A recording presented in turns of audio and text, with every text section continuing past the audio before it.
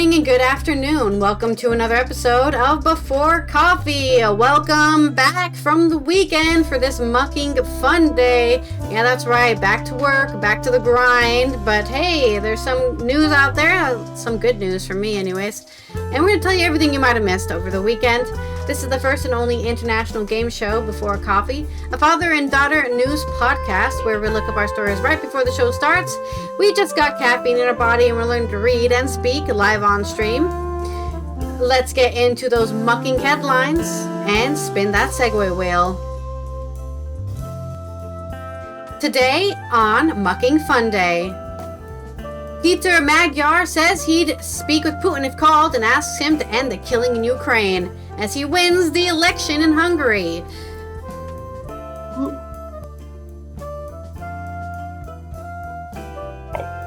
Greetings from America and more in yet the file. Who is Angaro? She's be Melania Trump's best friend.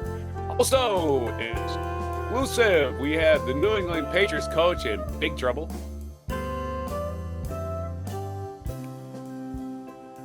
Work begins on new wildfire nuclear project in Wales, plus basic fit data breach affecting 1 million customers, including bank details released in France. OpenAI CEO's home is targeted in a second attack.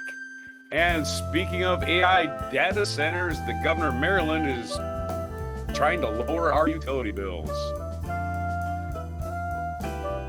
In my culture news, Gaussian genes. New study suggests Christopher Columbus was from Spanish nobility. So he's not even Italian. He's not. That's a shame. And at it's National Peach Cobbler Day. It's like National Peach Cobbler Day. That actually sounds pretty good. On a nice hot morning on April 13th, 2026. I'm before. I didn't talk too fast. Intro. The cobblage. I wonder if I call it cobbler because you're Yeah, like just talk just a little too fast there. I don't know. Yo. Cobblage? Well, Going to cobblage to learn how to make cobbler? Because you cobble it together. What do we got? We got peaches and we got some flour. I don't know. Yeah, I think it must be just throw stuff in there and then cover it. Yeah, I think that's probably why it's called cobble. Yeah, I can agree with that. Maybe somebody baked it in a shoe the first time. I'm sorry. What's that? A shoe? We're talking. I was gonna say somebody baked it in a shoe the first time. I need to Let's get our first segue today. And then we get these awkward dead space. We got a big delay today, I think. I think it's like 3 seconds.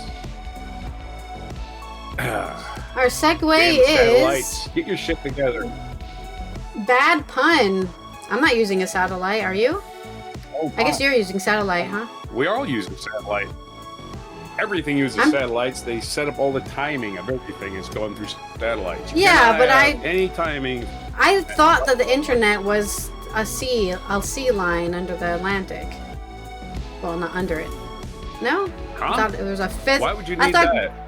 I thought the New York data to the EU data stream was an actual physical cable. Oh yeah, there's an undersea transatlantic undersea cable. It's been there for 100 years. Well, I don't know, maybe not 100 years, but a long damn time. But yeah, we got radio waves now and satellites. You don't need all that shit. Yeah, okay, well, that's not as reliable because sun flares destroy that. First of all, it's copper. It's all copper. It's not fiber. Can you imagine the ocean like that would cause this? It's ridiculous. I mean, it doesn't matter and, because the internet's between us is still bad no matter where if it's going through.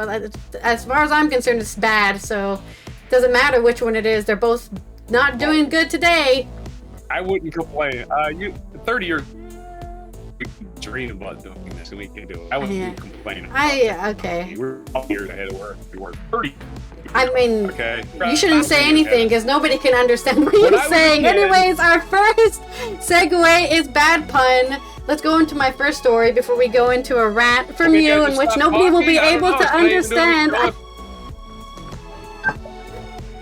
Well, should we do the show then? If nobody's gonna understand me. Yes. The thing is, when you start arguing about something, you move a lot, and that makes you start being ununderstandable, I'm not arguing. Ineligible. You're getting unintelligible. Sorry. No, I'm just saying you're moving a lot, and I can't hear what you're saying anymore. So I just have to cut you off there because I literally cannot understand you. So there's no point in you speaking. It's not your fault. I'm just saying it's my story. So let's get into my story. Yet again, you have to give me a bad pun for the segue. This is by Sam McNeill and Justin Spike on AP News. Coming out of Budapest, Hungary. Hungarian election winner Peter Magyar said on Monday that if Russian President Vladimir Putin were to initiate a call with him, he would speak with him and tell him to end the war in Ukraine. If Vladimir Putin calls, I will pick up the phone, he said in his first news conference after his landslide win against Prime Minister Viktor Orban. Why are we still calling, shouldn't it become incumbent Prime Minister Viktor Orban as Putin ally? If we did talk, I could tell him that it would be nice to end the killing after 4 years and end the war. You lost, dude, give up. That's what I would say to Putin if I had a phone call with him. It would probably be a short phone conversation. I don't think he would end the war on my advice, he said. Maguar's statement was likely greeted with pleasure by many across the European Union who had grown accustomed to Orban's conciliatory tone when discussing the war on Putin. From the jubilant crowds along the Danube in Budapest to executive offices in Brussels, praise and even glee abounded for Hungary's next leader after he won Sunday's election, Sunday being the 12th of April, in a landslide. Yes, I heard about it last night while I was sleeping, Wolf Dad. Also, good morning, Wolf Dad. And I was like, thank God I don't have to give up on humanity yet. People aren't stupid enough to vote for Orban for the 15th time. The dude who's for Hungary, but all he does is counter anything Hungary wants. Yeah. Anyways, we already know my opinion on Orban for the last 3 years. I've been complaining about him and how he acts with Brussels. So, but the outpouring after his victory focused mainly on the prospect of no longer having to deal with Orban, many saw the threat to Europe's peace and prosperity. And yet again, may I remind you, a couple weeks back we covered like 5 countries who are destroying the rule of law in the EU, and Orban was one of them. One of the people who's just, laws, they're not for me because I have Putin on my side. From Madrid to Helsinki, many hope that Magyar's win will help unshackle the 27-nation European uses as it faces hybrid warfare attacks from Moscow, an antagonistic Washington, and Beijing's economic pressure. EU leaders had been increasingly frustrated with Orban over his takeover of democratic institutions and vetoing of strategic action like €90 billion, $105 billion loan for Ukraine. It remains to be seen, but yet again, I also want to point this out, right? Hungary is like, we don't want to lend that money to Ukraine. It's like, it's not you. It's not just you who's lending $90 billion. It's the entirety of the EU. Why are you acting like you're the only country he's putting money in? That pissed me off as well. It remains to be seen whether those hopes will be fulfilled. Magyars avoided talking about Ukraine over divisive issues like LGBTQ rights or on the campaign trail, and was previously a longtime conservative insider in Orban's party. And then he learned that Orban was, on Putin's side and said, I'm out of this party, I'm leaving. He told the Associated Press that he would work more closely with the EU and the 32-nation NATO military alliance that was forged to thwart aggression from Moscow. All Hungarians know that this is a shared victory. A homeland, made it up, it's mine, and I want it to live again. I want to be a European country, Magyar said during his victory speech yesterday on the 12th of April.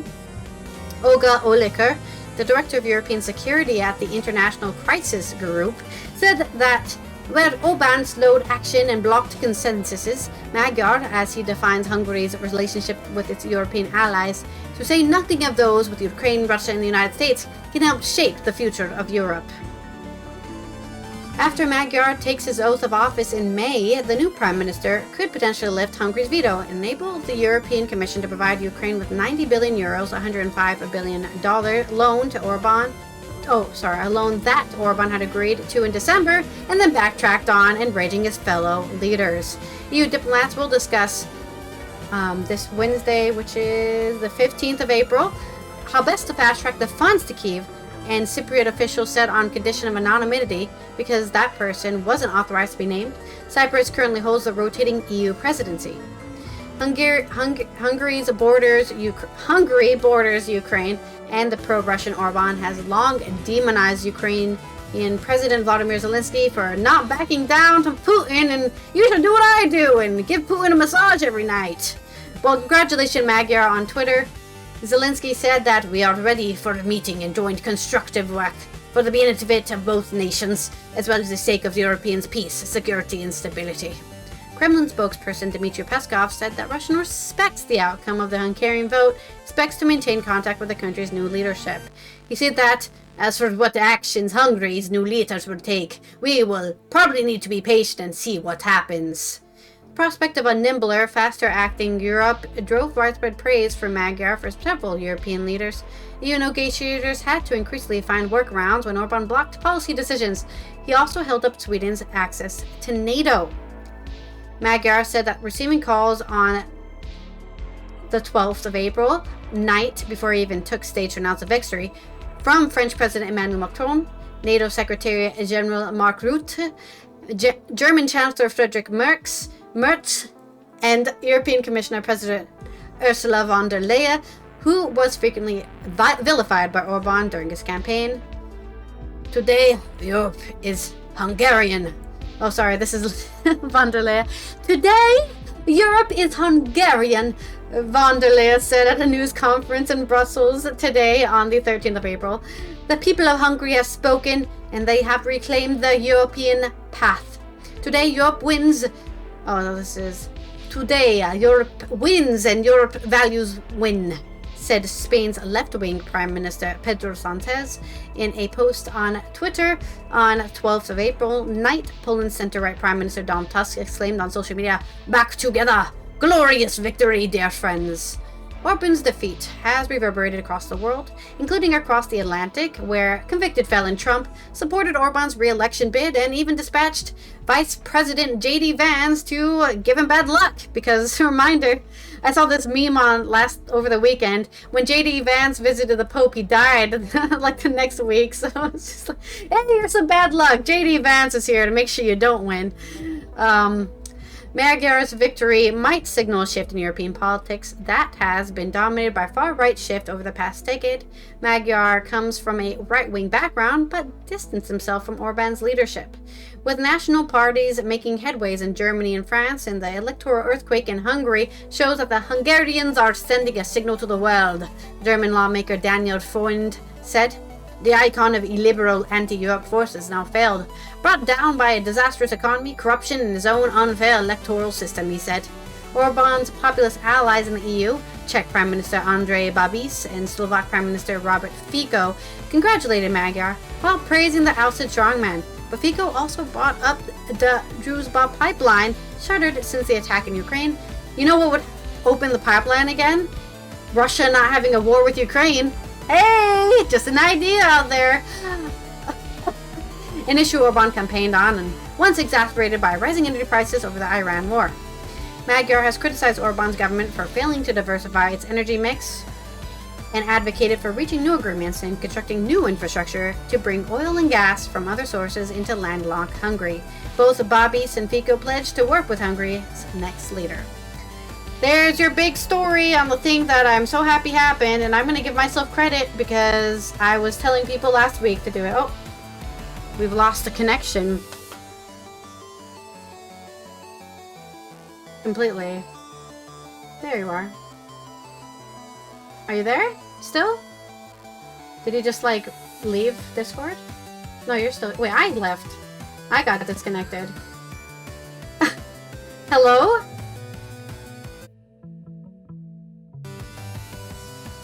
Are you still there? My mic was off. because I had to Oh, reset okay. several times. Okay. So I lost you. So Yeah, I didn't realize I lose my didn't even internet. hear a disconnecting sound.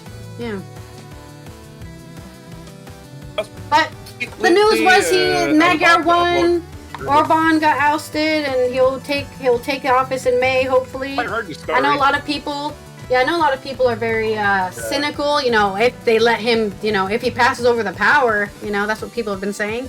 Yeah, sure, Orban lost if he lets go of his power and doesn't do a coup or something. It's like, come on, guys, let's not be so cynical, and like it wouldn't work.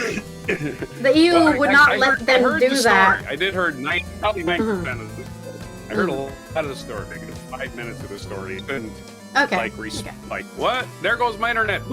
And then you weren't even there at all. It's like, wow, I'm on Discord. She's not. I'm on the internet. She's not. What the hell just happened? Maybe Discord anyway, kicked I us didn't out. have time working a pun, so I'm just going to go with Orban did not see this coming.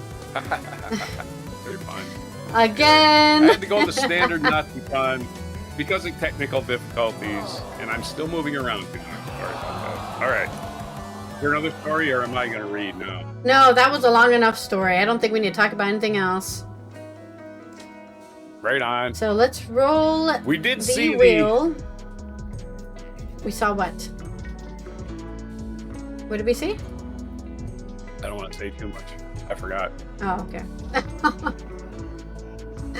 Then let's get some. What was that? Sarcasm? I think that was sarcasm. For our next segue.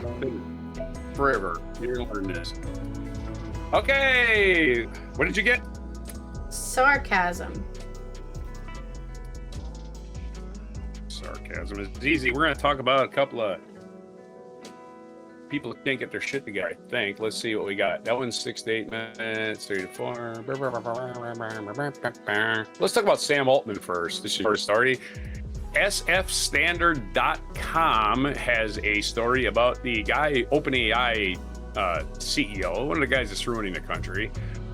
Sam Altman, home for his second attack, arrested. Jonah Owen Lamb is the story. Sam Altman's home appears to have been the target for a second attack Sunday morning. A mere 2 days after a 20-year-old man allegedly threw a Molotov cocktail at the Standard, which is the San Francisco paper, I believe, San Francisco Standard, has learned. The San Francisco Police Department announced the arrest of 2 suspects, Amanda Tom, 25, and Mohammed Tariq Hussein, 23, who are booked for negligent discharge of a firearm. Neither OpenAI or the SFPD responded to the Standard's request for the comment. According to the initial police report, on Sunday at 1:40 a.m., a Honda sedan with 2 people inside stopped in front of Altman's property, which stretches from Chestnut Street to Lombard Street. Oh, I'm sure it's a nice big property. The person in the passenger seat then put their hand out the window and appeared to fire around Lombard Street on the Lombard side of the property, according to the police report on the incident, which cited surveillance footage and the compound's security personnel reported hearing a gunshot. Fled, and the camera captured his license plate, which led police to take possession of the vehicle, according to the report. What's wrong with shooting a gun? Isn't there something wrong with that?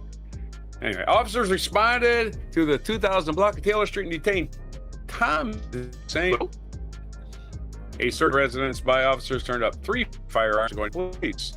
The alleged attack could add to the heightened fears earlier this weekend by Altman, who wrote on Friday, a Molotov cocktail incident that fear and anxiety about AI is justified. We are in the process of witnessing the largest change in society in a large time and perhaps forever. Well, it is justified because we don't need it. We don't need it at all. We never did. We still don't need it. There was never a need for it to begin with. We still don't need it. As much as you think we do, we don't need it. It doesn't serve any purpose other than to make you guys money. And when that crashes, all the people that are buying into your crap, all the poor people are buying into your stocks are going to suffer, and you're going to go run to the bank with all the money you made, and it's going to fail miserably because nobody needs it. Anyway, the initial attack on Altman's home happened on Friday morning when a 22-year-old Texas man named Alejandro Moreno Gama allegedly targeted property from the north on Chestnut. And as data centers become more and more unpopular, you're going to see more of this, I would think. because we don't like rich people in this country. They think we do. We don't. We really don't. Only 35% of the country likes rich people. The rest of us are like, no, we don't need you. Go away. Go away. Go away. What's your sarcasm besides my sarcasm?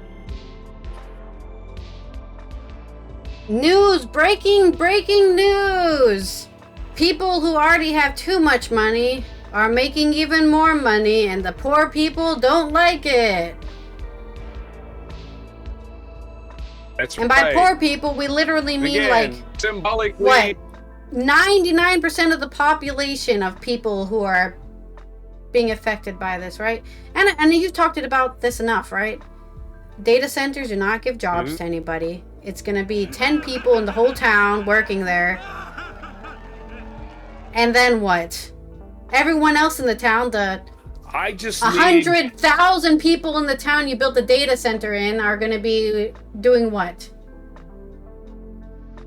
They use up all the fresh water in your town. They use up all the electricity. You pay more for your water. You pay more for your electricity. And they provide with 15 to 35 jobs. The maximum amount of jobs you're going to get for any and most of the technicians are off-site. And the only people that ever have to be there are the janitors, the people that swap models, the people that do maintenance, periodic maintenance. Just tap into that, make sure it works, whatever. Those guys, the ones on site, and they don't do most days. They do nothing. They do 20 minutes of work. So you're gonna pay all the kids to do nothing, and everybody in the rest of your town is gonna get electric bills through the roof. So data centers are useless. I would also like to mention that it's shooting at somebody's house. You now realize you're going to go to prison, probably even for using a weapon. You're going to maybe even go to federal prison for years and years and years and years and years. When shooting the guy and killing him, you're going to prison. So you're going to prison for a long time. You did nothing to him, right? Shooting the guy and killing him will send you to prison, just like Luigi. Still right now, Luigi is not guaranteed as a guilty verdict at all, right? So shooting at a building is not really anything. Anyway, it's my little non sequitur. Do the next story. Okay. I probably moved around too much. No, I heard it just fine. All right, let's talk about whatever happened to knock us both out of Discord. Seemed to do something, I guess. Really? Working better? Okay, so let's do another story about the New England Patriots. Let's go to football. This is one of these stories I really don't care about, except that it's funny because it's happening to the Patriots, and I do not like that franchise. I think they get away with way too much. They got a bunch of Super Bowl rings from cheating, blatantly cheating. How many teams have had their starting quarterback suspended for the entire season by the NFL because he went throwing over his phone? And then when he did turn over his phone, he busted it. Like, that's going to freaking somehow. Anyway, the New England Patriots, legendary cheaters, and their head coach got caught cheating on his wife. So here we are. Of course, the reporter, also married. Haha. This is from page 6.com. Ole Coleman, New England Patriots Mike Vrabel, and top New York Times reporter Diana Rossini hold hands and hug at a luxury hotel. All right. This has, what is that one, the Coldplay concert from last year? Oh, right, yeah. You know, was that 2024? Yeah, hold hands and cold. Yeah, basically, yeah. That was last year, the year before. Either way, it was hilarious, is what it was. Yeah. Every time this shit happens, that poor lady's those people are getting dragged out in front of it. Yeah, this is the same kind of deal. Exclusive photo is page 6 appeared to show the New England Patriots head coach Mike Vrabel, New York Times NFL reporter, holding hands and hugging at a luxurious hotel. Vrabel and Diana Rossini, a former anchor at ESPN's flagship sports center, who now holds the official title of Senior NFL Insider at Gray Lady Sports publication called The Athletic. She works at The Athletic. She's the publisher, official Senior NFL Insider at The Athletic Sports newspaper, is what it's called. They were spotted 2 weeks ago at the Ambiente Sedona, Arizona, a boutique resort against the breathtaking Brins Mesa mountain range, and here they are. Ooh, they're holding hands, like ooh. Well, they're not in an embrace. They're like across from each other. They got their fingers laced together. Oh, maybe it's one of them seminars they're attending. Yeah. And, now they're hugging. The next picture, they're hugging. Ooh. Mike Vrabel, I'm sorry, if he wasn't a rich football coach, there's no way he's pulling anything, right? That is one ugly motherfucker. Anyway, sorry. So, you know, a lot of people aren't superficial. I'm just going to put that out there. Well, Mike Vrabel's superficial, so fuck him. Anyway, a Page 6 spy tells us that the pair, both married to other people, they're not married to other people, they're married to their spouses. Had breakfast at the patio of the hotel restaurant at 10:30 a.m. and some reporter knew it was happening. It was right there to take pictures from a nice. These are not phone pictures unless you got the best camera phone pictures, zoom capability in the world, because these are taken on a rooftop. A rooftop. They thought they were getting away with it, but somebody was spying on them. A Page 6 spy tells us that the pair both on 10:30 a.m. on March 28th, before spending a leisurely hour or so together at the pool and lounging in a side-by-side in a hot tub. Yeah, they were both at breakfast on the patio at the hotel restaurant, nice. And then they were in a hot tub. Our spy spotted Vrabel and Rossini again that evening on the rooftop of one of the hotel's bungalows, which featured glass walls offering panoramic views of the state's framed red rock formations. Roofs are only accessible from the two-person bungalows, which costs up to, brace yourself, $2,160 a night. In other words, more than my mortgage. About $600 more than my mortgage, including taxes and insurance. So these assholes have way too much money, and there they are in a hot tub, wearing next to nothing. She's in a bikini, and he is a fat guy. I'm sorry. He's just a fat guy. How does he pull? He's got money, that's why. Dude, put a shirt on. That's all I got to say. He was an NFL linebacker, so he's going to be pretty big. I don't agree with anything being said. He's going to be like 6'4", but that gut, there's no excuse for that. You're a professional athlete. Get rid of that gut, you pig. Both Rossini and Vrabel insist that they were there with friends and say they simply were visible in this picture. They were there with friends. Where's the friends? Where are your friends? And why are you side by side? Why are you holding hands? And why are you hugging? Where are all the other people you're there with? The rooftop is only accessible if you're renting a two-person bungalow. So either they were each in a one-person bungalow, or two-person bungalow by themselves, and they just joined up on the roof, or they were staying in the same one. Anyway, let's get down to dirt. Let's get their ages. Let's see if there's any age difference. We can explore here. Really drag this guy some more. They're close enough age where it doesn't matter. Vrabel's 50 and Rossini's 43. But again, they're both.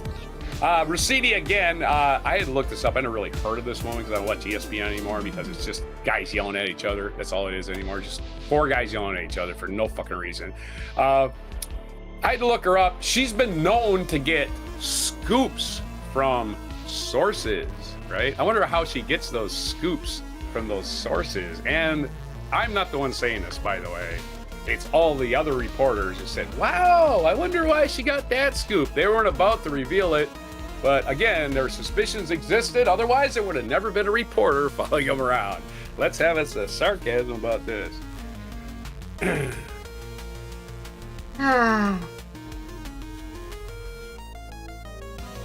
Reporter with no integrity and a coach that should be fired tomorrow. Should be fired already. Football I'm glad this is all what the time for this shit. I'm serious. What's that? I don't know when I'm allowed to speak because as soon as I'm about to speak, he starts speaking for me. It's a 3-second delay, man. Go ahead. Just don't speak. Okay, thank you. Boy, I'm so glad this is what we have spies for. There's people doing spying, right? For this. I don't really care. About like. Well, I don't care. I wouldn't care. No. I'm just saying. There's somebody getting paid. There's somebody getting paid to follow these guys around and say, "Hey, look, they're cheating on their spouses." You know, good for them. Really. From this paper, can't complain. The actual paper that scooped everybody. I'm reading their story, so they're the one that scooped everybody. And again, there was where there's smoke, there's fire. They didn't just send a reporter out there to snoop on them because. Yeah, it's probably nothing.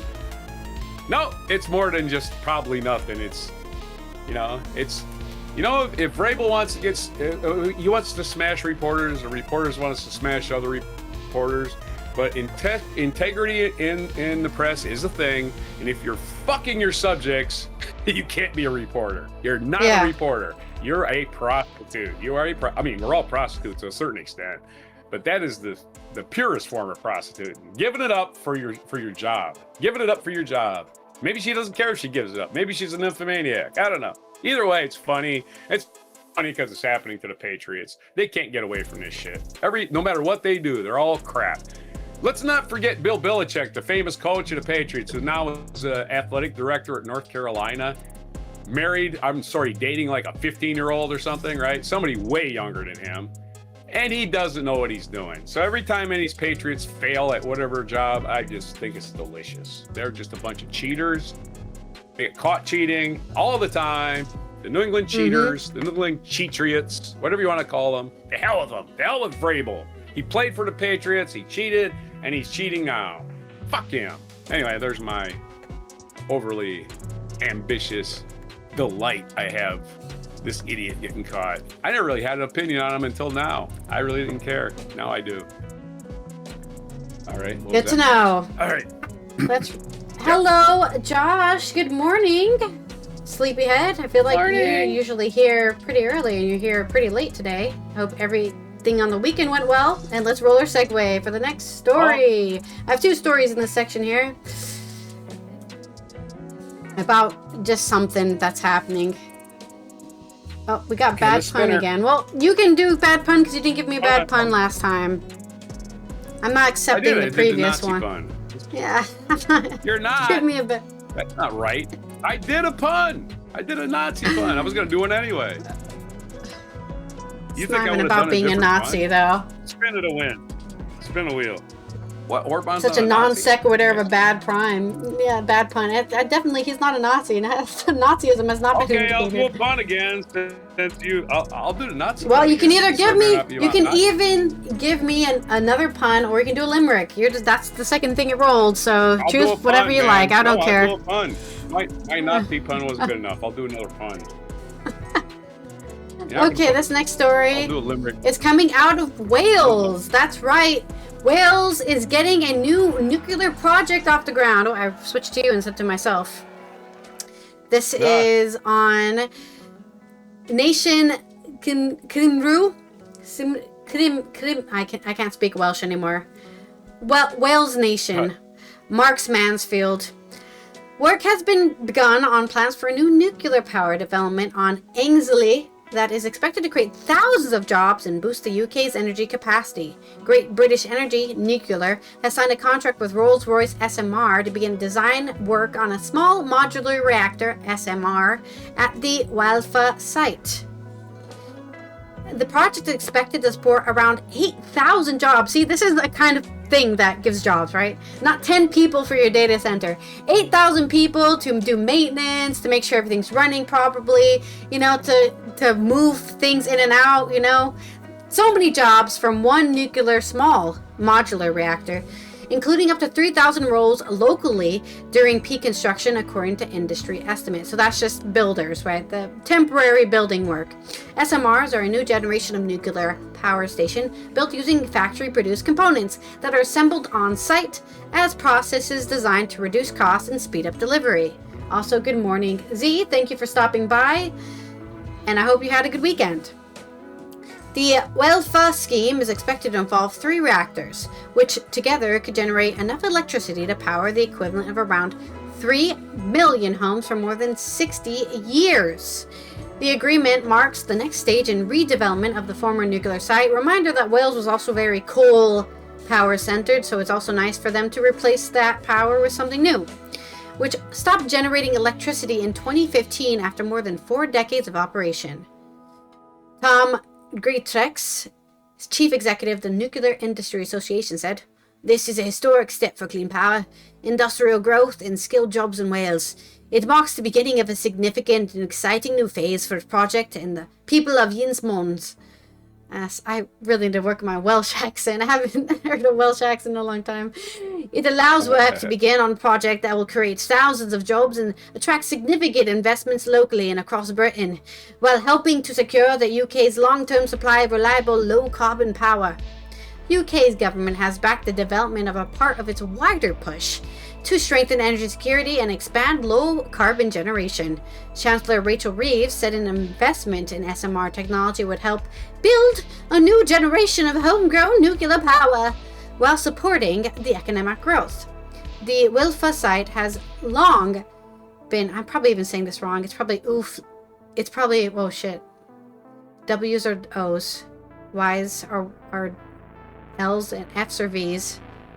Ulfa, that's probably how I say in Welsh, has long been considered a prime location for new nuclear development due to its existing infrastructure and history. Previous plans by the Japanese firm Hitachi to build a large-scale plant at the site were abandoned in 2020 after funding could not be secured. The current project remains, so now it's under the association of Rolls-Royce, which technically I think Rolls-Royce got bought out by a different company. I don't think it's even still who's Rolls-Royce owned by, actually? Oh, no, it's still technically owned. Private company. No, it's still owned by the UK. I thought they sold out to a European company at some point, but I was wrong. Rolls-Royce is still UK. So they went from a Japanese firm wanting to build the power plant to an actual UK firm. So the money is on a closed circuit, so to say, right? It's staying in the UK. The current project remains subject to further regulatory approvals and a final investment decision expected later in this decade. If approved, the reactors are expected to become operational in 2030, which is not too far, right? We're already 4 years from that. The financing announced today on the 13th of April marks the National Wealth Fund's second financing in nuclear following its lending to Sizewell C nuclear power plant project that is announced last summer. Energy Secretary Ed Miliband said, "At a time of global instability, this is a major milestone for Britain's energy security. We are backing a British company to deliver our first small modular reactors, creating a generation of good jobs, driving growth and providing clean homegrown power for decades to come. Our clean energy mission is the only route to getting off the roller coaster of fossil fuels and take back control of our energy independence. Something Orban didn't do in Hungary, am I right?" I could keep talking about this, but it's just more people having their own opinions and being quoted, but they're very happy about this. They're very positive. They're hoping this will unlock new things, and maybe even they could, Rolls-Royce supposedly has plans for 6 further units in Czechia of all places. So they're not only building these SMRs in the UK, but also planning to outsource it to also the rest of Europe and help Europe get out of their fossil fuel dependence too. So thank you for the 7 streak streak, Z, and I am doing well. I think I'm doing pretty well today. I'm a little bit tired, but you know, it's Monday. What are you gonna do? That'd be Mondays. All right, give me a segue, whatever Whitney chose. Whatever we can do. Well, I wasn't looking for puns. I was fishing for puns. Get it? Fishing. Anyway, there's your pun. And there was the old joke, of course, which it says, "What did the atom say?" These are 2 atoms talking. One atom says to the other, "I think I've been ionized." The other atom says, "Are you sure?" He goes, "Yeah, I'm positive." Yay, there's your chemistry joke. Chemistry joke. What? It's not exactly fission, but yeah, it's decay. Decaying of uranium to its original form happens at rapid speed, way faster than most elements, right? Yeah. You can watch iron decay. You can sit there your entire life and watch iron decay. And nothing's happening. Nuclear material, things that are radioactive, you can actually hear it decay. You can put a Geiger counter on it and go, "Wow, listen to that." Okay, so that's your little introduction to radioactivity. You can hear it decay. That's why it's called radioactive. Is there no story? Yep. Our next story, sorry, wrong camera again. There's my camera. We're going to look at a data breach in France. If you are French and happen to be watching this podcast that's in English, and you go to Basic Fit Gym, there's been a data breach, and even your bank details might have been leaked. This is from Libération and Asian France Press. Following the French Ministry of Education, Viva TSIEC, and the CNOUS, National Center for University and School Services, in March alone, the low-cost gym chain, Basic Fit, announced in a press release today on April 13th that it had suffered a data breach affecting approximately 1 million members in several countries. So not just France, sorry. If you go to a Basic Fit anywhere, you probably got your details, including your bank details, leaked. France is among the affected countries, the company told AFP, without being able to immediately specify the number of members impacted. The breach also affected Belgium, Germany, Spain, Luxembourg, and the Netherlands, where Basic Fit headquarters are located. The company responded to authorities' unauthorized access to the system that records members' visits to Basic Fit clubs. It explained, the intrusion allowed hackers to download membership information, names and addresses, email addresses, phone numbers, dates of birth, and bank details, Basic Fit stated. Members whose data was affected have been notified, the company said. No passwords have been compromised. What does it matter? They have all the other information to steal all your passwords. The chain added. No passwords! When were you born? What is your bank number? Oh, look, I hacked all your accounts. Yeah. Stating it does not store members' identity documents in any of its data. Present in 12 countries under 2 brands, Basic Fit and Clever Fit, or Cleaver, like Cleevr. That's either a typo or it's spelled wrong on purpose. The group claims the position of largest fitness chain in Europe, with more than 2,150 clubs and 5.8 million members, and of which 1 million of those have had their data breached. Its success is based on particularly its prices, and which are lower in the range of the sector. So there's your, I guess, ad for Basic Fit, real quick. And that's my short story. I guess I shouldn't have tried to write a limerick. All right. Oh, you decided to write a limerick? Yeah. No, we're not going to make it. We're going to make it with limerick. Not enough time. Okay. Shoot. Okay, so thanks for the data and the bits of information. I don't know. I got to work on a pun. I thought your story was going to be longer. I started on a... Nope. Sorry, I should have warned you. It's really short. That's all right. I'll do limericks later, man.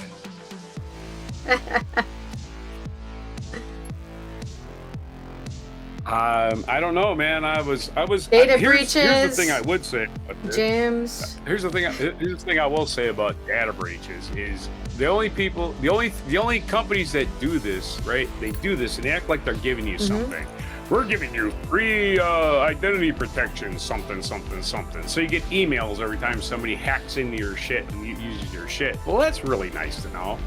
Other than that, I'm just going to disable all my accounts. That's about all I can do. Did you know the term data comes from the Latin term meaning something given? Did you know that? No, I didn't. I like big data. All right. Wow. You love big data breaches? These puns are terrible. Sorry, just want to say this. I have a strong relation. They're supposed to be bad. That's why they're called bad puns. We're not even puns. Stat happens. In data we trust. Boy, I just clicked on the wrong page. I should have just gone with the limerick. I would have been done with it by now. Let's do it. Let's do the limerick. There once was a data breach French. Your info is now firmly entrenched with criminals unkind who really don't mind if they throw in a big monkey wrench. There was my fun. I think that was actually pretty good. So yeah, that sounded good to me. I should have just kept going. Yeah, you should have just winged it. Yeah. I only got the line 3, and I was trying to mind unkind in mind. I already had it, and you ended the story. I was like, I don't even have a 5th line yet. It's got to rhyme with French, and I already had wrench, monkey wrench, right? Yeah. Drench. I'm over-explaining. Trench would have been nice because of World War I. That would have been a reference. Okay, next segue. Oh yeah, Trench. Yeah, I think drench is pretty good. Well, you get drenched at the gym, that's for sure. Drench. I mean, if you do it right. But monkey wrench was good. That's what these hackers do. They throw a monkey. You know what a monkey wrench is? It's a big wrench that just. It's specialized for one little bolt, right? And somebody throws it in, it works and messes it up. All right, then that's it. Let's spin the wheel. Your camera. You touched something on your camera, and it's doing that thing where it's.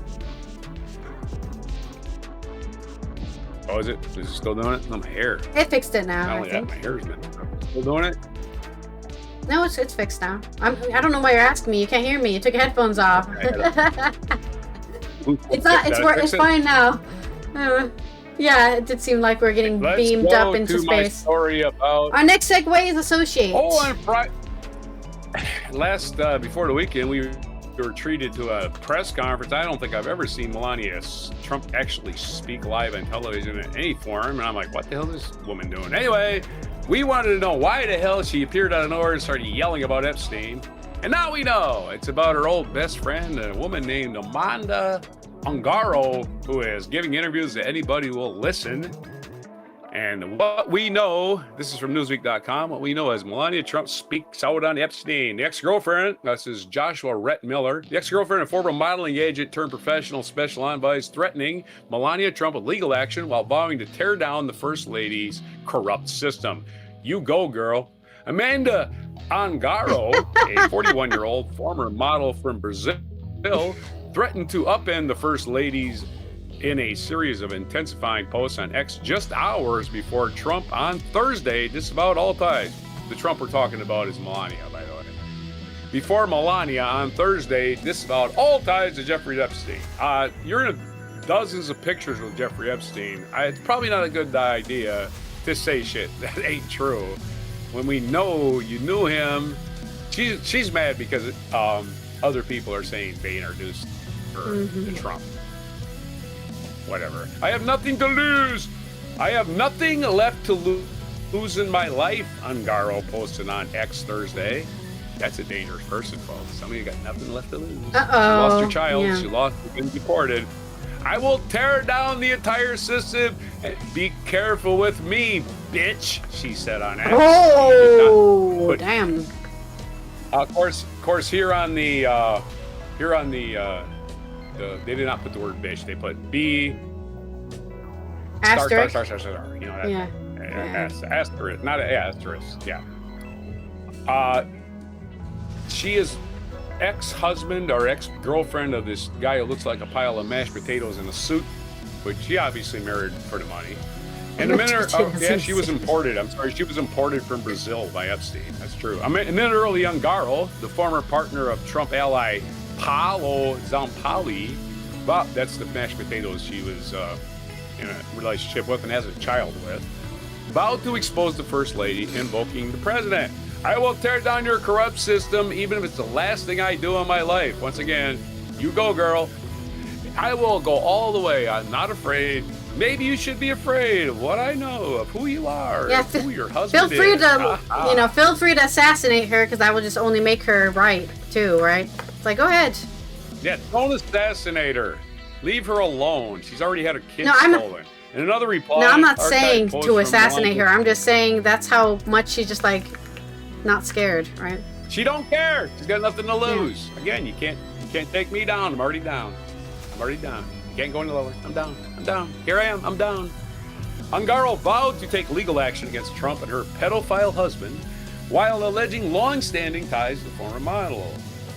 First Lady, I have known you for 20 years, Angaro said. You knew I was detained by ICE. You were present in my life every year on my son's birthday, even sending Secret Service and being the congratulate him back in 2016. Something was clearly wrong, but I'm not part of any evil mission involving children. So what did you do, Melania? You tried to involve me, but you failed because I have character.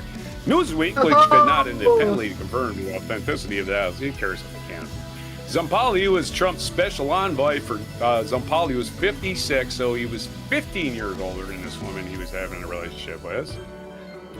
who is Trump's special envoy for global partnerships, whatever, reached out to the top immigrations and ICE customs official last June to relay Angaro was in the country illegally, New York Times reported last month. In other words, she was deported by her husband calling ICE, or I'm sorry, ex-partner. They got married.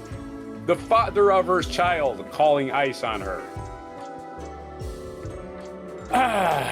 The undated image of, okay, Angaro was later deported, which may have occurred regardless of his Poli's involvement. Nah, it probably wouldn't have.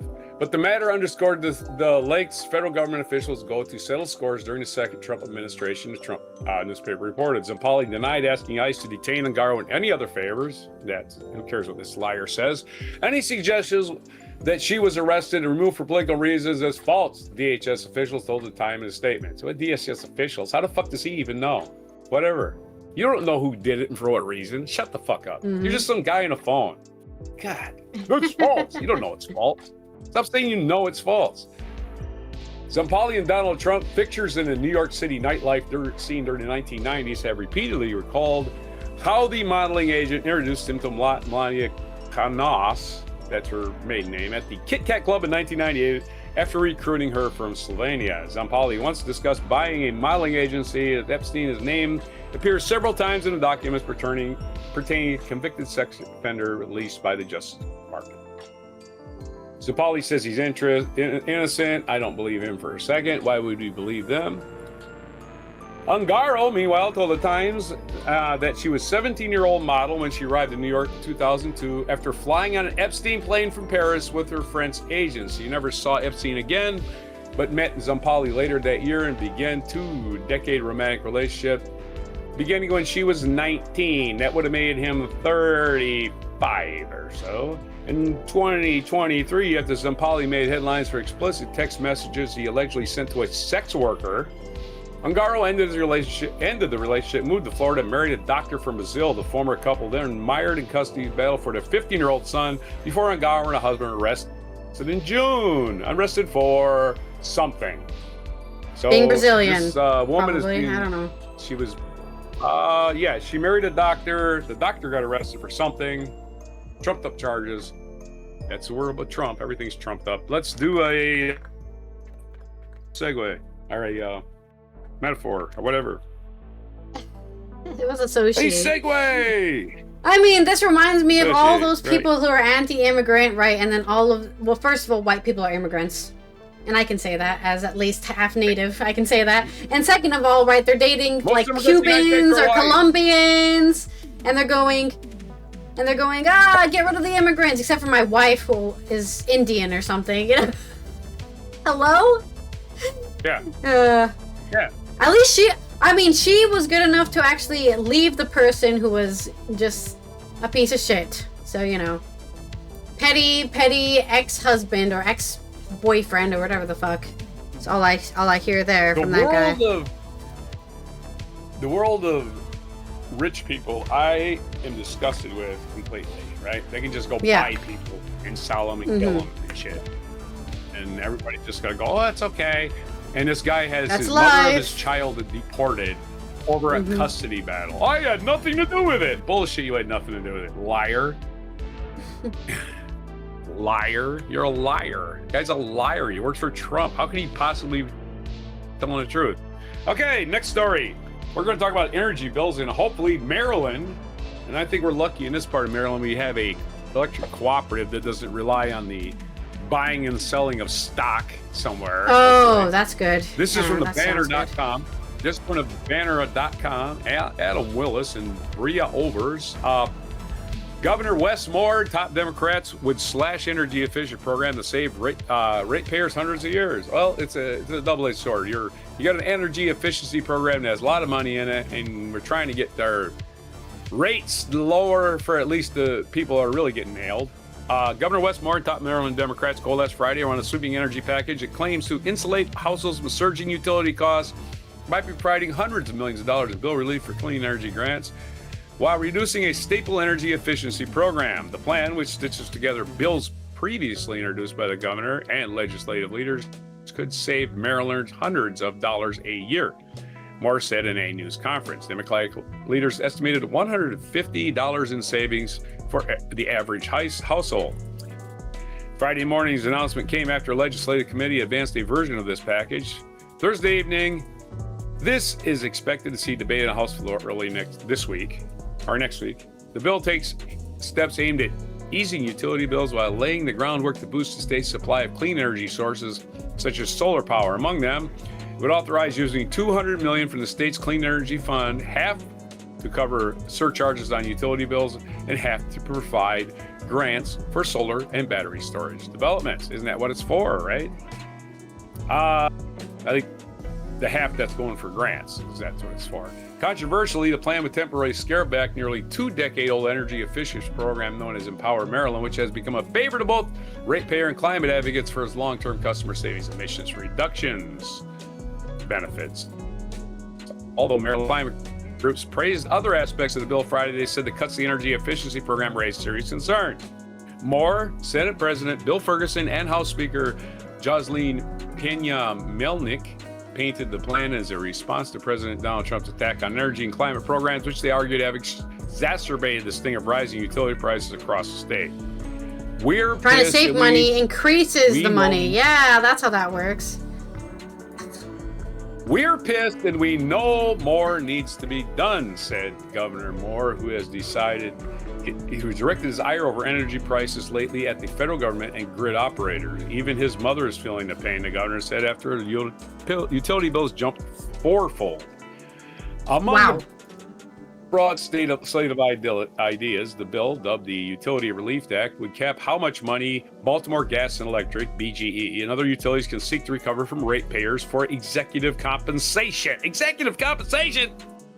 Good Lord, you're a public utility. Stop sponging off all of us. You're making us use your power and then you sponge off us. Executive compensation. And require utility companies to provide advanced transmission and grid enhancing technology. It would eliminate the fee that utilities can charge ratepayers for participating in the regional electric grid, what the governor's office calls an antiquated incentive that costs Maryland's $20 million a year. Yeah, let's get rid of everything on our bill, Governor. Let's do it. Anyway, the governor trying to do something.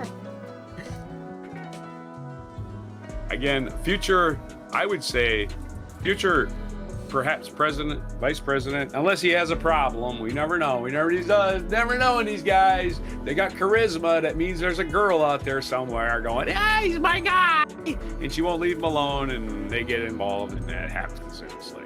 It's the Bill Clinton shit. What are we talking about? Barack Obama.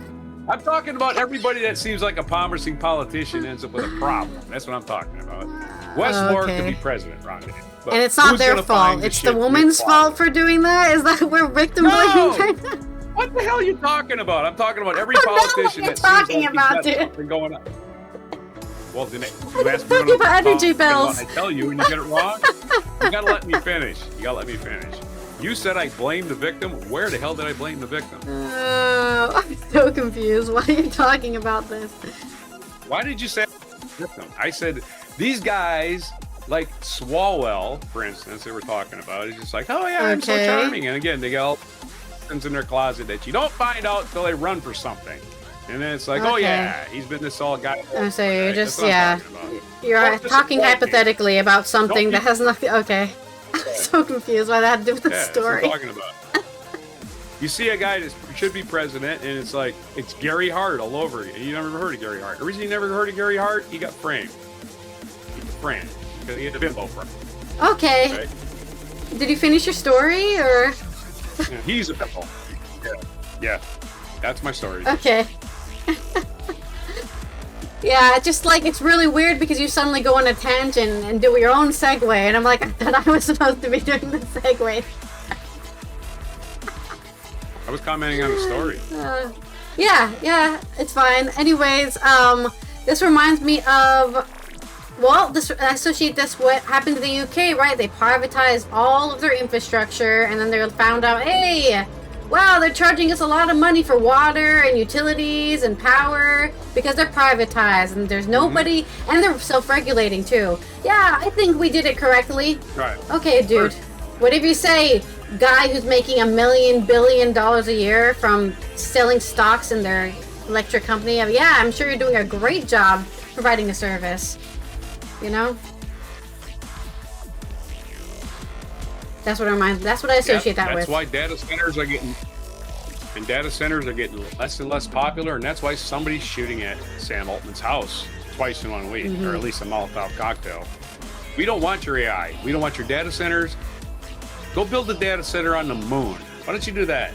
Build a data center on the moon. Good luck with getting the water, by the way, up there. They won't need it. It's so cold. They don't need it to cool. You don't need cooling in space. It's 70 below zero. That's not true. Works optimum. Yeah. That's not true. The space is hot. It's full of radiation. They literally put a seismic monitor on the moon, and it burned up.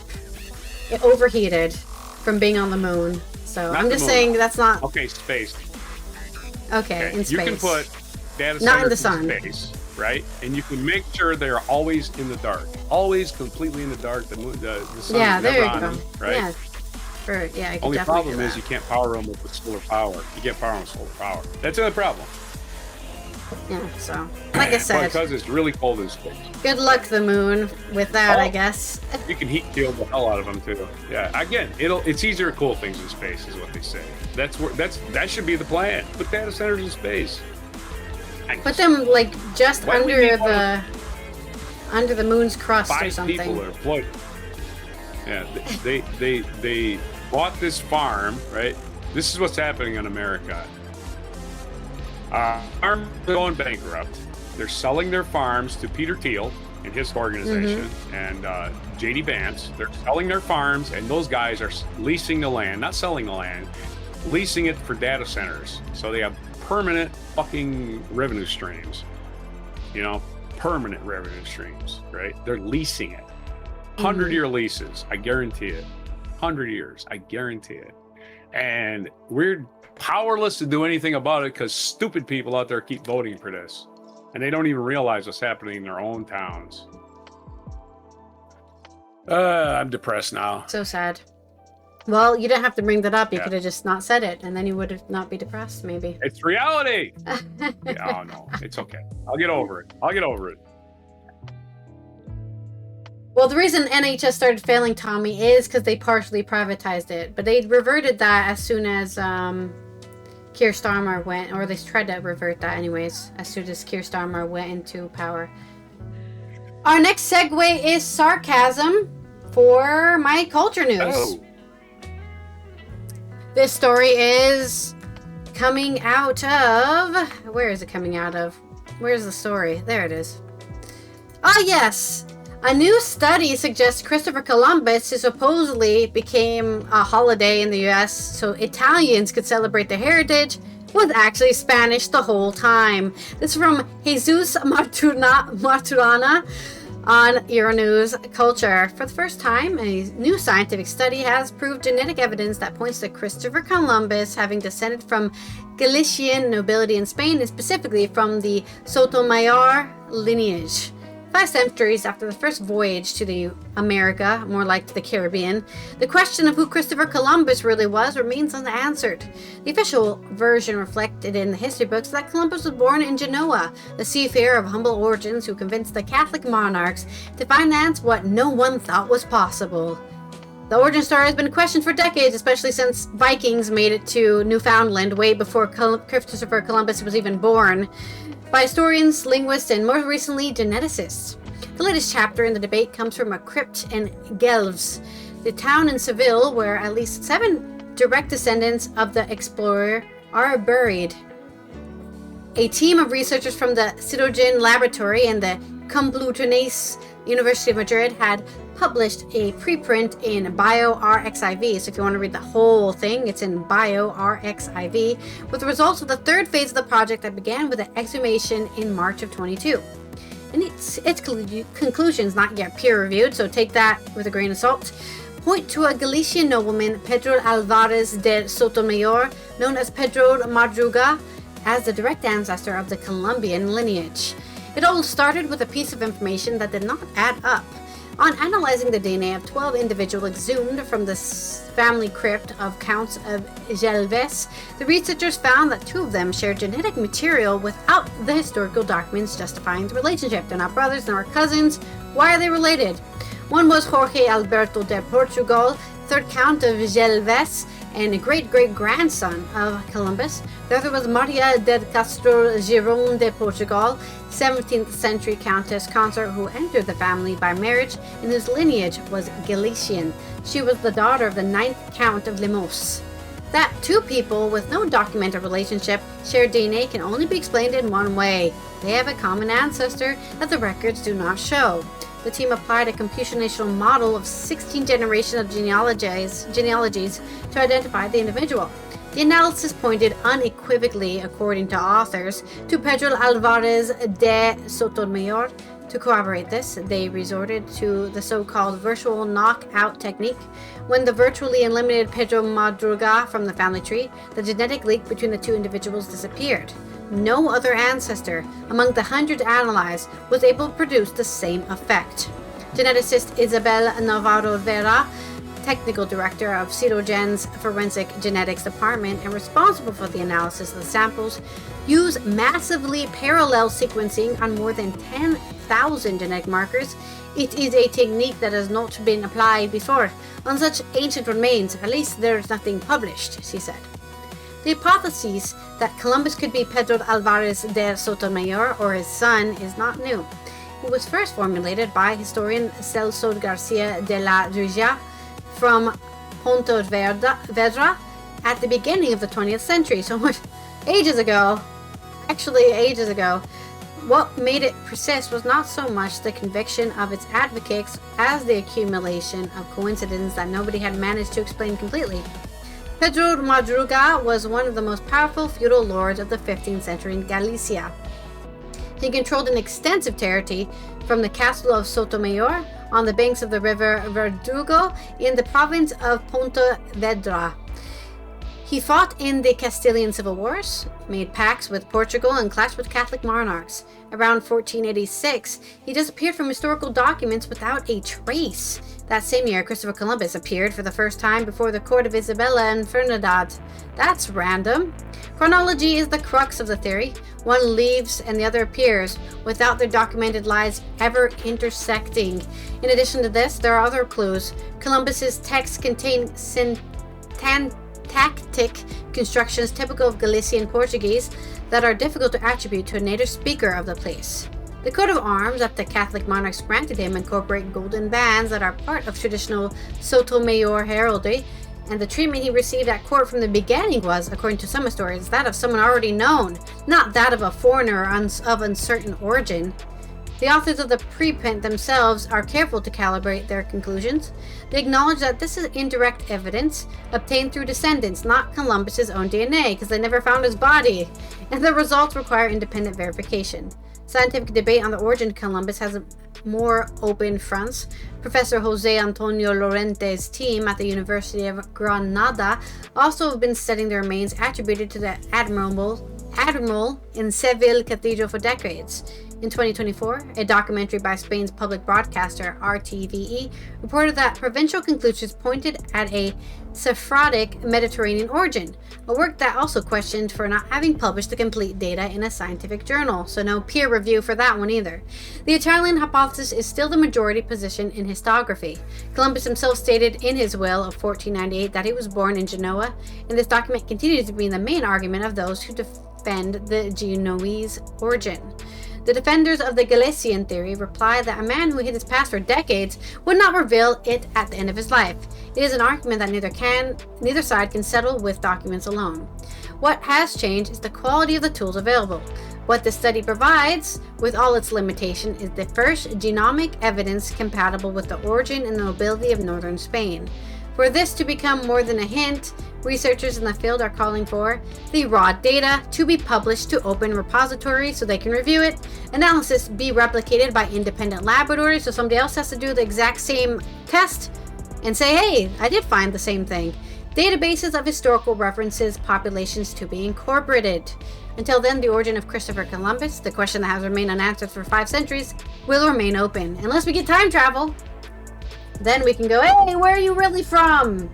Also, I love Tommy's joke here, which is Christopher Columbus's middle name is thought to be a 4-letter word, beginning with C and ending with T.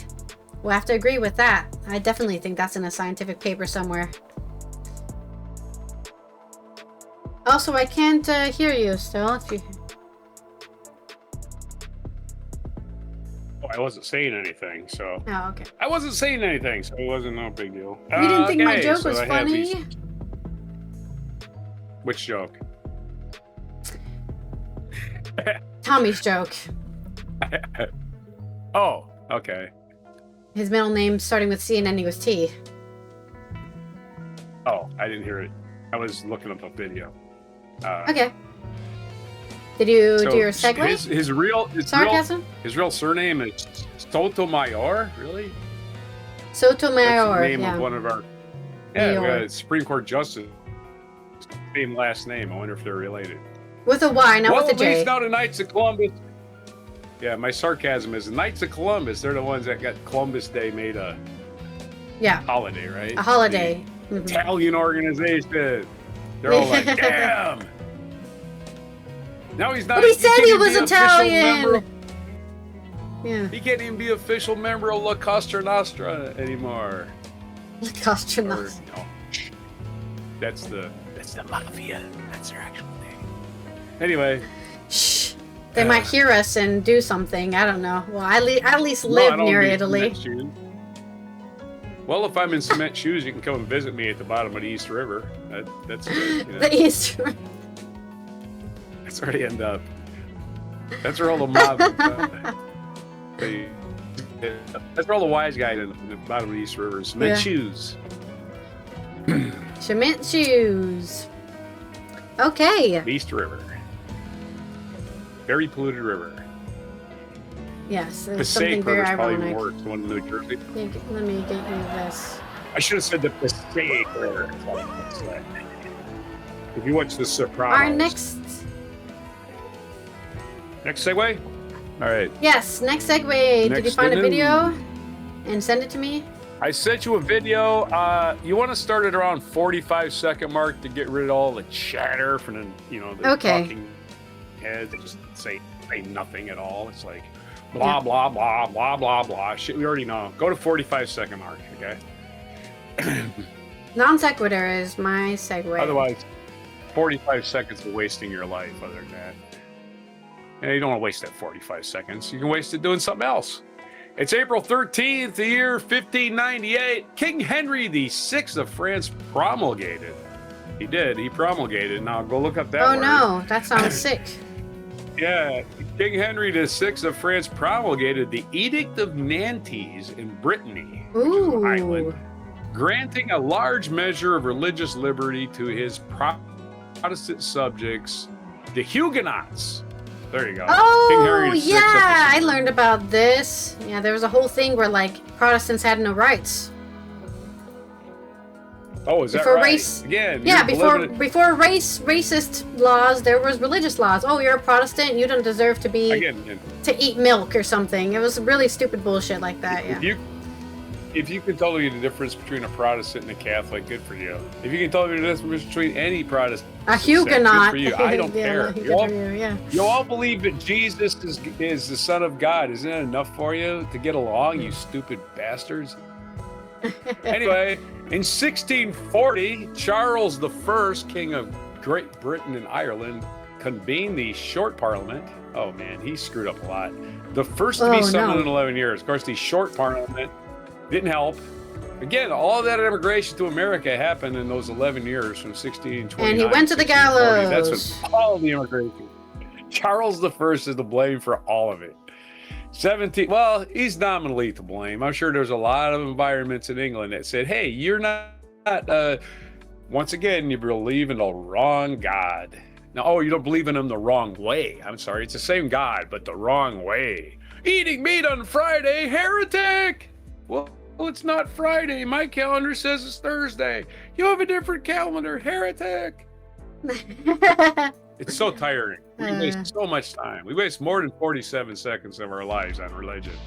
1742, George Frederick Handel's Messiah, speaking of messiahs, Messiah, hallelujah, hallelujah, hallelujah. I think that's the one, right? It became the most frequently performed arietto typically played at Christmas time, I guess. Really? Soon, yeah. Miss Handel's Messiah, you know that one. You have to play it a lot. It's like a, well, it's an operetta. Okay. There you go. It's like a, whatever. It's a and I just didn't know it was played so much during Christmas. That's what surprised me, the Christmas. Maybe we can play that for, we'll get it blocked. Somebody owns the rights, right? 1870, Metropolitan Museum of Art. Did you know in 1870 on this day, the Metropolitan Museum of Art was founded in New York City? And it became one of the world's leading art museums in the world? Well, they would. And now it's just a place where a bunch of rich people get invited to a fancy party and say, look how rich I am. I can wear a teacup or something on my head. And I'm so fashion forward. Oh, yeah. And, here's some more French weirdness. This is from 1895. Well, we had the Huguenot weirdness in 1598. Now we've got the weirdness of the Dreyfus. Alfred Dreyfus was imprisoned in Devil's Island off French Guiana after he was convicted of treason in a military trial fueled by the virulent anti-Semitic faction of the French press. Dreyfus maintained his innocence, and he was eventually cleared of all charges. He's basically sent to an island for being Jewish. Hey, whatever. Again, Devil's Island, if you want to watch a great movie about Devil's Island, Papillon, starring Steve McQueen and Dustin Hoffman. Great movie, Papillon. He's in prison in Devil's Island, and it's an escape movie. I mean, your best movies are your prison escape movies, I think. 1906, Nobel Prize winning playwright and critic Samuel Beckett maintained he was born on this day. He maintained he was born on this day. He just kept maintaining it. Damn it, I was born in May. I was born on April 13th, you liars. Everybody says I was born in May 13th. Anyway, his birth certificate says May 13th in Dublin. Apparently, he knows better than the statisticians in Ireland when he was born, because he was there. 1909, short story writer and novelist Adora Welty, whose work depicts the regional manners of people inhabiting small towns in Mississippi, that resembles her birthplace, was born in Jackson, Mississippi. Jackson is not a small town. It's the biggest city in Mississippi. Anyway, she was born in Jackson, Mississippi, but I guess her birthplace is a smaller town. I don't know. That made no sense to me. 1941, Japan concluded a neutrality pact with the Soviet Union in World War II. I don't think that held up. Did it? I mean, they were on opposite sides at some point, but I guess the Soviet Union never really went to war with Japan after that, right? They were more worried about Hitler. 1943, the Thomas Jefferson Memorial was dedicated on East Potomac Park, the south bank of the tidal basin in Washington, D.C. It's the least visited monument of the three big ones, probably because it's harder to get to. You got to really walk. You got to haul some ass to get there. It's way over there, and it wasn't that great anyways. But they got to. Yeah, it was. It's the prettiest one, I think. I think it's the prettiest one. I just don't think he was that great. Cherry blossoms. That's all. Him personally, wasn't it? Jefferson? Yeah. Oh, yeah. Again, all the founding fathers. Very conflicted. They were people of their times. That's what I've decided to say. Because, James Madison didn't have any slaves. Yeah, he did. He had 10 slaves. You know. John Adams didn't have slaves. Yeah, he did. John Adams had slaves. Yeah, even the ones from Massachusetts had slaves. Well, I think for a lot of people was the fact that Jefferson had children with the slaves. I think that was the quote-unquote issue there. Yes. Yeah, the walking contradiction of saying all men are equal and then saying, hey, I own you to some guy. And you're going to have children with me. No. And you have no choice. Yeah, right. Because you're my object. It didn't say all men were. Didn't say all women were equal. It said all men were created equal. It didn't say all women. We're gonna parse words. We're gonna get pedantic about this.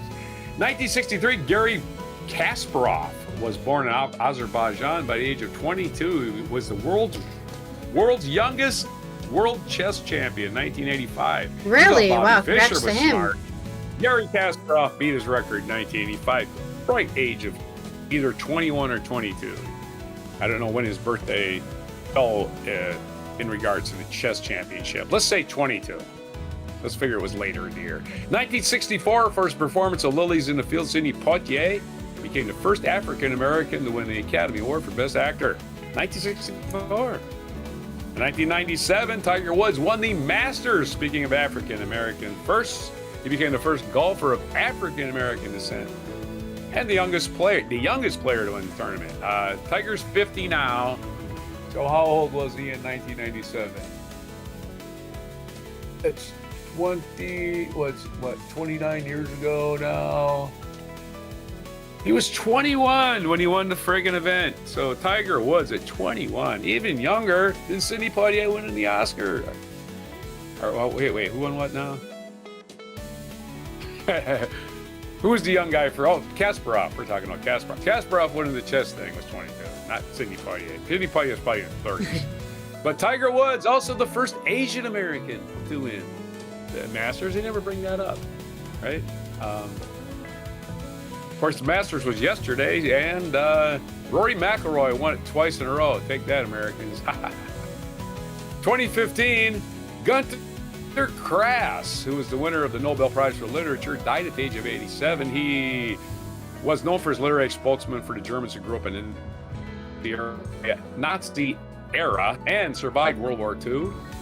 And 2024, 2 years ago, Iran struck Israel with hundreds of drones and missiles during the Israel-Hamas war, marking the first time the two regional powers came into direct military confrontation. I guess Israel is kind of concentrating on Lebanon these days, as the United States has decided that, hey, we're going to do Israel's war and bomb Iran for no fucking reason. Featured event today is America's first elephant arrives in New York City. We're talking about the New York Museum of Art, and New York cited, we need an elephant, damn it. But who knows, they may have actually inadvertently saved elephants from extinction by, zoos are kind of a terrible place to the That's animals. what zoos say, that's what zoos say, yeah. We saved them from going extinct. Yeah. But if you do, at every zoo, they will sit there, they'll have a placard and say, this is the region the world's from. They're very extinct. They're very endangered. There's only 7 available in the entire world. It wasn't for us saving it. There'd be none. That kind of thing. Kind of propaganda. They don't know for sure. But either way, on this day in 1796, we can't put the toothpaste back in the tube. The New York City welcomed America's first elephant, a 2-year-old Asian elephant from Bengal. 10 days later, she was put on display with people paying 25 cents to see her. 25 cents is a lot of money in 1796. No one really knew how to care for an elephant, which meant she dined on greens and liquor. Okay. The elephant, whose name, if she had been given one, was not recorded, went on to tour the East Coast for the next 2 decades. Greens and liquor, that does it for me, I guess. I don't know if you're an elephant. What do we feed an elephant? I don't know. Give it something. See if it eats it. Hey, it loves booze. Anyway, that's your featured event. Our featured biography is Old TJ. We were just talking to Old TJ, Tommy Jefferson. He was born this day, April 13th, in 1743. In Scadwell, Virginia. That means his monument was dedicated on Scadwell. Yeah, Shadwell, Virginia. I'm from Scadwell. We've never been. If you drive across Virginia, you can visit Monticello anytime. Should visit. It's a nice looking place. We drove by it. He was born died at Monticello on July 4th, 1826, at the age of 83, the same exact day that John Adams died. They died the same exact day on America's 50th anniversary. Hell of a coincidence. 1866, other today's besides TJ, it's Butch Cassidy. When he wasn't dancing with the Sundance Kid, he was an American outlaw. He was born in 1866. Samuel Beckett, Irish author, born in 1916. Samuel Beckett wrote, what did Samuel Beckett write? There's a quiz for you. 1949, British-American writer Christopher Hitchens. British-American writer Christopher Hitchens, born in 1949. Famous atheist, Christopher Hitchens. We did Gary Kasparov. And what's the national days is it today? It is National Thomas Jefferson Day. We've gone over that 4 times now. It's National Peach Cobbler Day, and I guarantee you, Thomas Jefferson has peaches growing at his at his Monticello place. If he doesn't, he probably should have. And it's national. Here's one I had to look up. National Borankeeners Day. Borankeeners. What's a Borankeener? I heard of Barranquilla. Barranquilla is a place in Puerto Rico, so I had to look it up. And I said, hey, I bet you it has something to do with Puerto Rico, and it does.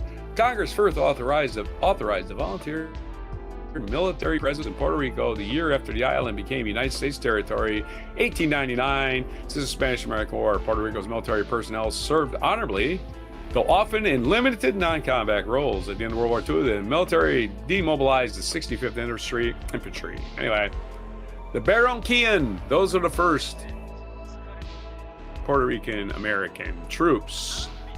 That's your spins, we didn't do limerick, your mispronunciations, your technical glitches for sure, your overly long segues for March.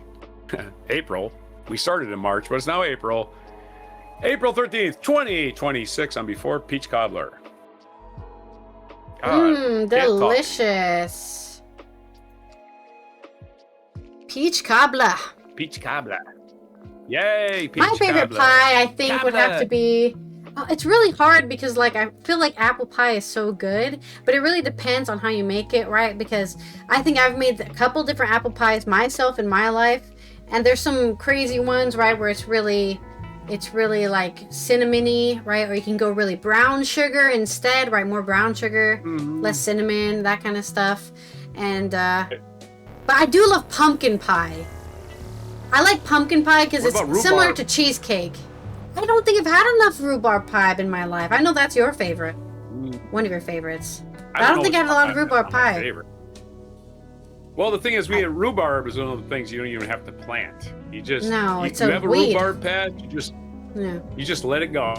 You just let it go, and it just grows like crazy. It grows. It sows its own seeds everywhere. It just goes crazy. And I should grow some rhubarb in my window. It's very sour. It's got sour and tart. It's got both. It's got both sour and tart, and that really punishes your taste buds. That's why it's good. Yeah. Also, good morning, Demi Gorge. Happy Monday. I hope your weekend went well. But we're here, and I guess we're ready. And also, Desi, thank you for stopping by for your daily elixir. Oh, I had to applaud your thing there. Yeah, that was my non sequitur, just talking about pie. There are no international UN observances today, but I do hope you celebrated. What was yesterday's? Yesterday's International Day of Human Spaceflight. I hope you celebrated that yesterday, especially since humans were able to land. I think it was on Friday or Saturday they were able to land. Yep, we're perfect for a mic drop. So this has been Alison here from the Netherlands, Roger from the East Coast of the US as we finish off another Mucking Fun Day. Let's start this week strong and happy with that positive news tomorrow for Good Tuesday. If you're not subscribed on the Before Coffee podcast channel, please do that. We need more subscribers on there so that YouTube can push us an algorithm and we can share some of that non-AI news, not those AI voices that just say nonsense and make shit up, okay? When we make shit up, we apologize and say, sorry guys, we were wrong. The AI will never say that. The AI will be like, you're wrong and I'm right because I'm AI and I know more. Anyways, thank you everyone who was here. We mispronounce words because we have not heard of them before. AI just keep mispronouncing the same words over and over again. Anyway, thank you everyone who's subscribed, who's already following. Don't forget the notifications, turn those on so you know when we go live and post a video. And here is our magnificent human, the marker of magnificence mic drop movement. I don't even know what I'm saying. Alliteration. We didn't do any alliterations today. Splash down. There's a great blue hue to it. It's beautiful. For 9 days, they gave themselves and Blue anyone hue, watching it's hard a to say, different isn't it? glimpse of us. The crew's now back home in Houston. Ladies and gentlemen, your Artemis II crew. There they are. But it's clear they haven't They quite made come it. down to earth. I'm afraid to start. Did you see their phone call with Trump? We talked about that last week, Dad. What we just did, and I'm 1 minute of silence. In these Yes, we extraordinary talked images, about it RC2's last week. crew shared some of the wonders they saw in space. 1 minute of silence. Christina Cook We don't have to also talk shared about him during the wonders. story. We can just, you know, What struck me listen to the wasn't astronauts. necessarily just Earth. It was all the blackness. I actually watched a video by Hank Green about Just these this photos, lifeboat. you know, and how Reed cool Wiseman to be was able to struck by capture the this crew's stuff. teamwork. And no one down here is ever gonna know. Billy, is this the Corvus Canadian went one? through. And it was the No, most no. special thing that will Is ever it? happen in my life. I don't remember which It was one's Canadian. special Did you see the and video I don't know, I too, saw Z? it. I was gonna send it to you in Artist DMs. keeps Like, I wonder if space you've seen this agency's 11-minute ambitious goals on track. Hank Green's Of favorite return photos. landing as soon as Nerd, early nerd, 2028. nerdgasm. It was the moment we Okay, all saw the moon okay. again. There's the other I side don't of the know, I'm moon the- we never see. Yeah. You helped And the we've never world been start there, right? These are the breathing first humans to even go over there. to look at it from far away. It was inspiring. Because we've never been this far from the moon either. Every time Oh, we yeah. go to the moon, we That part. orbit it very close. We never orbit it in like a very Yeah. big orbit like that. like what you see, Yeah, then just look a little all the deeper. previous trips were This is you. to plan a landing site Ahead for the crew, lots And of they need to get questions from close. NASA officials. Yeah. What went right, what went wrong, because they were going to what eventually next. end. And I'm not going to show And supposedly the next one they're gonna actually land. They're not even gonna wait, right? They're gonna be like Artemis 3 is gonna land on the and moon. her dog Sadie. And Yeah, Oh, at this that's point so they have cute. it mapped. Oh no, not dog Oh, the stuff. I'm gonna doggy. cry. I think lots of people watching her come home safely. Not happy No, dog play with me, stuff. play Oh, with me, it's play so with me. happy. Oh my god. No, they can't do that. Yeah, if only Where's Sadie the knew, trigger warning? Sadie knew how They far can't do Mars happy was. dog Mars stuff. Trust, but thanks for joining. Thank you. That was evil. Actually Damn, evil. seriously, your dog was happy when you got home. He Oh, was gone to the moon for 2 weeks.